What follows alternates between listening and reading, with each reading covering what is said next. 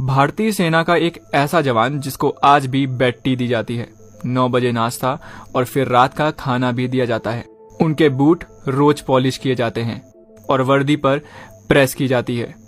आप सोच रहे होंगे ये तो सेना का एक ऑफिसर के दिनचर्या का हिस्सा है, लेकिन आप जानकर हैरान हो जाएंगे, हम जिनके बारे में बात कर रहे हैं वो शहीद हो चुके हैं, लेकिन इसके बाद भी उन्हें जीवित सैनिक की तरह पूरा सम्मान दिया जाता है। उस जवान का मंदिर भी है जिसमें रोज पूजा अर्चना होती है। कहा जाता है कि ये सैनिक आज भी चीन बॉर्डर पर पहरा देता है।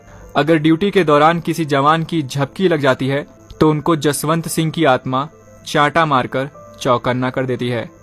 हम बात कर रहे हैं शहीद जसवंत सिंह रावत जी की, जिसने अकेले 300 चीनी सैनिकों को मौत के घाट उतार दिया। जसवंत सिंह रावत का जन्म 19 अगस्त 1941 को पौड़ी गढ़वाल के बेरुल गांव में गुमान सिंह रावत के घर में हुआ था। 17 नवंबर 1962 में चीनी सेना ने भारत पर हमला कर दिया था और तवांग से आगे निकलते हुए अरुणाचल प्रदेश के नुरांग पहुंच गई थी। उधर जसवंत सिंह रावत 1000 फीट की ऊंचाई पर स्थित नुरांग पोस्ट पर ड्यूटी दे रहे थे। चीन भारत के इस क्षेत्र पर कब्जा जमाना चाहता था। इस दौरान भारतीय सेना की गढ़वाल राइफल की 4थी बटालियन को नुरांग पुल की सुरक्षा के लिए तैनात किया गया था। चीनी सेना बड़ी तादाद में थी, वहीं गढ़वाल राइफल की इस बटालियन में चीनी सेना के मुकाबले बहुत ही कम सैनिक थे, इसलिए चीनी सेना भारतीय सेना पर हावी हो रही थी, जिसको देखते हुए भारतीय सेना ने गढ़वाल राइफल की 4थी बटालियन को वापस बुला लिया। पलटन वापस लौट रही थी, लेकिन जसवंत सिंह रावत, गोपाल सिंह गुसाई और लांस नायक त्रिलोक सिंह नेगी ने ऑर्डर न मानते हुए वापस लौटने से इनकार कर दिया। इस लड़ाई में लांस नायक, त्रिलोक सिंह नेगी और गोपाल गुसाई चीनी सैनिकों का बहादुरी से सामना करते हुए शहीद हो गए, जिसके बाद 18 नवंबर को 21 साल के जसवंत सिंह रावत ने मोर्चा संभाला और 72 घंटे तक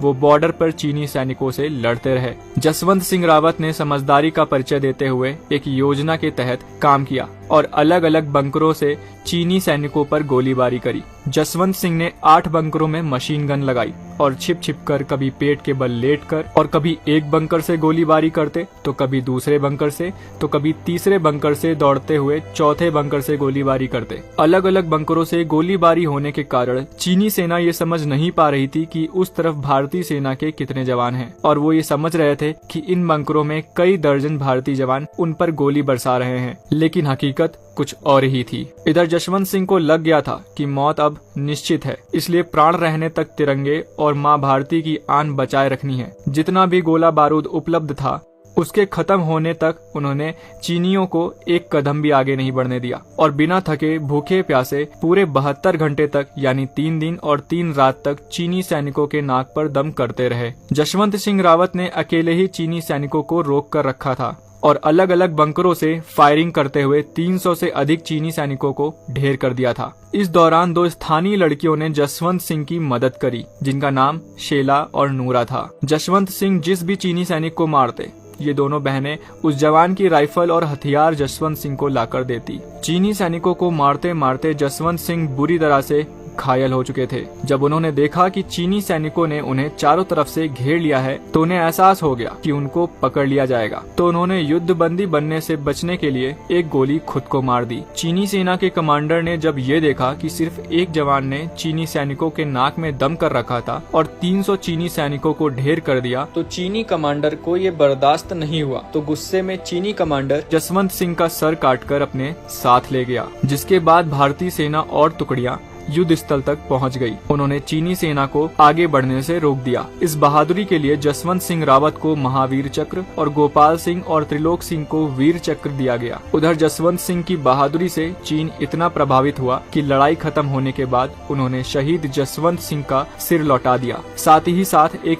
पीतल का सिर और उनकी प्रतिमा बनाकर भारतीय सेना को भेंट भी करी, जो आज भी उनके स्मारक में लगी हुई है। स्थानीय लोगों के मुताबिक जिस इलाके में मोर्चा उन्होंने संभाला था उस जगह वो आज भी ड्यूटी करते हैं। सेना में ऐसी मान्यता है कि जिस भी जवान को सीमा पर ड्यूटी के दौरान झपकी लग जाती है उसको जसवंत सिंह की आत्मा चांटा मारकर चौकन्ना कर देती है। अब आप सभी लोग इस वीडियो को इतना शेयर कीजिए कि भारत का बच्चा बच्चा भारत माँ के इस लाल के बारे में जान सके। अगर आपको ये वीडियो पसंद आया है तो इस वीडियो को लाइक करें और हमारे पेज रेडियो खुशी 90.4 FM को फॉलो करना बिल्कुल ना भूलें।